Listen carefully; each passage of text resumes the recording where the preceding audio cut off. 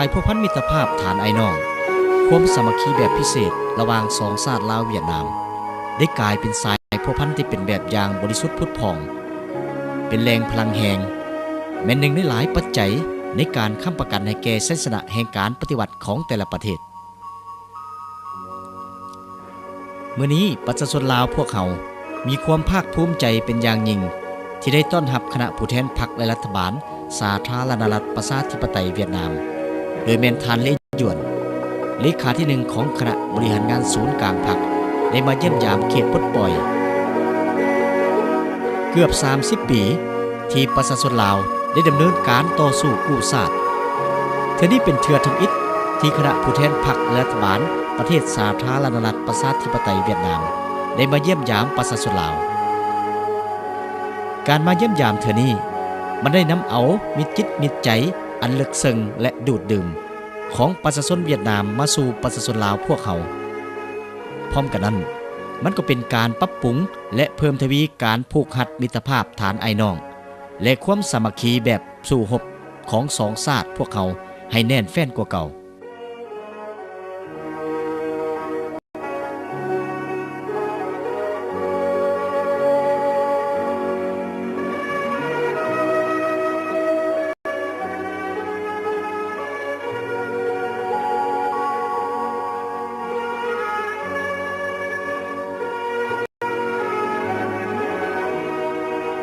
เมื่อขบวนรถของคณะผู้แทนผ่านมาฮอดบ้านเสียงหลวง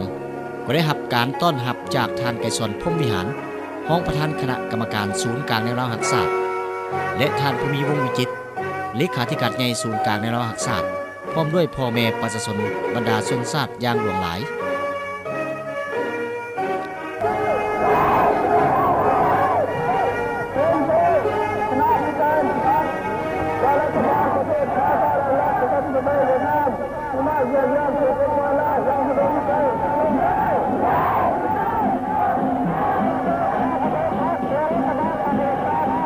ในตอนบ่ายของวันที่2เดือนพฤศจิกายนปี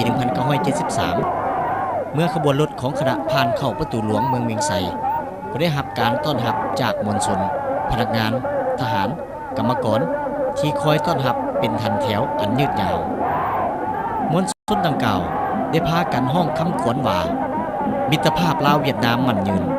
และคำขวัญอื่นๆอีกดังสนั่นหวั่นไหวประสานเข้าใส่กับเสียงข้องเสียงกลองและดนตรีเสียงข้องเสียงกลองห้องโฮนั้น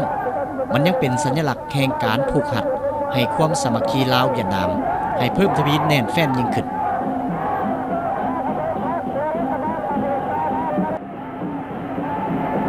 หลังจากนั้นท่านเลหยวนก็ได้รับการต้อนรับจากเสด็จเจ้าสุพรรณวงศ์และบรรดาท่านในคณะกรรมการศูนย์กลางแนวราวหักศาสตร์และคณะร่วมสัมพันธ์กำลังเป็นกลางหักศาสตร์อย่างอบอุ่นที่สุด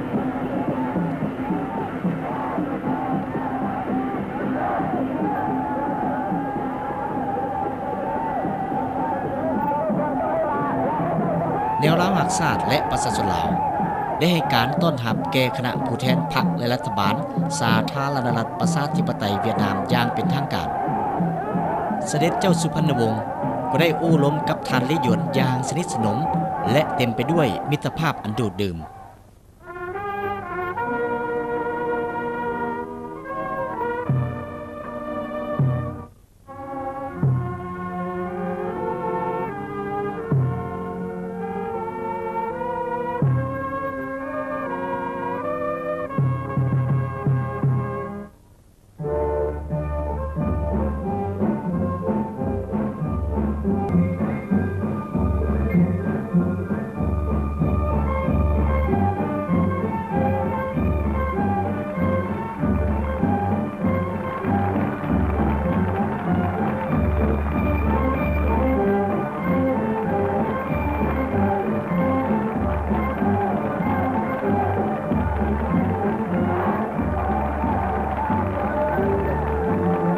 บรรดารูปภาพดังกล่าวนี้